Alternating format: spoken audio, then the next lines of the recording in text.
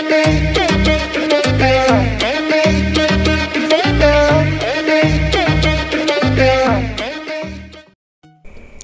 lagi di channel Info Indo 62. Kali ini kita akan membahas ketika Nas bertentangan dengan temuan sains. Sebelum itu tekan tombol subscribe-nya untuk membantu perkembangan channel ini. Dalam buku sejarah yang diajarkan di dalam sekolah-sekolah biasanya terdapat pembahasan tentang sejarah manusia.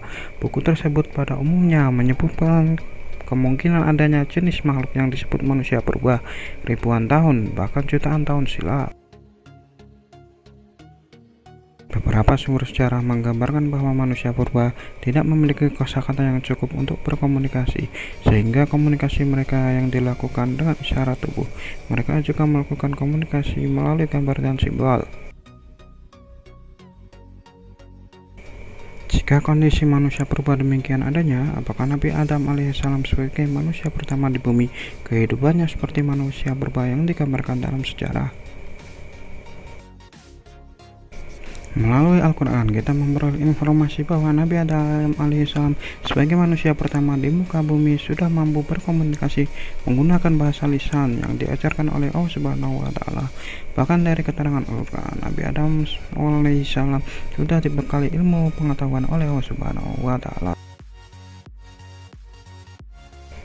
Artinya, Nabi Adam alaihissalam dan generasi-generasi sesudahnya sudah memiliki pengetahuan tinggi untuk hidup di dunia. Lalu siapakah sebenarnya yang dimaksud dengan manusia purba tersebut? Teori evolusi menyatakan bahwa terjadi perubahan dalam karakteristik populasi biologis yang diwariskan turun-temurun. Perubahan ini menimbulkan keanekaragaman hayati di setiap tingkat organisasi biologis dan merupakan akibat dari proses adaptasi dengan kondisi lingkungan.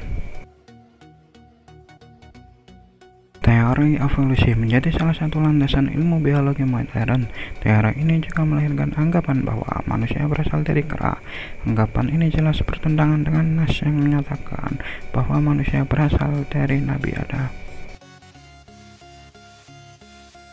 Lalu bagaimana dengan bukti-bukti empiris seperti temuan fosil maupun perbandingan embriologi dan anatomi yang menunjukkan bahwa evolusi benar terjadi pada makhluk hidup? Syekh Utsaimin saat menafsirkan Quran surat Al-Baqarah ayat ke-30. Bismillahirrahmanirrahim. Wa idh qala rabbuka lil malaikati inni ja'ilun fil ardi khalifah qalu ataj'alu fiha man yufsidu fiha wa yasfiku dima'a wa nahnu nusabbihu bihamdika wa nuqaddisu lak qala inni a'lamu ma la ta'lamun. Ia menafsirkan, dan sebelumnya ada makhluk di muka bumi ini yang mereka menumpahkan darah dan berbuat kerusakan, sehingga malaikat bertanya, apakah engkau hendak menjadikan bumi itu orang yang akan membuat kerusakan padanya, sebagaimana yang dilakukan makhluk sebelumnya?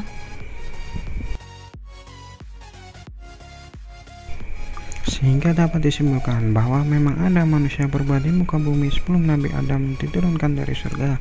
Namun manusia purba tersebut tidak memiliki hubungan dengan umat manusia saat ini.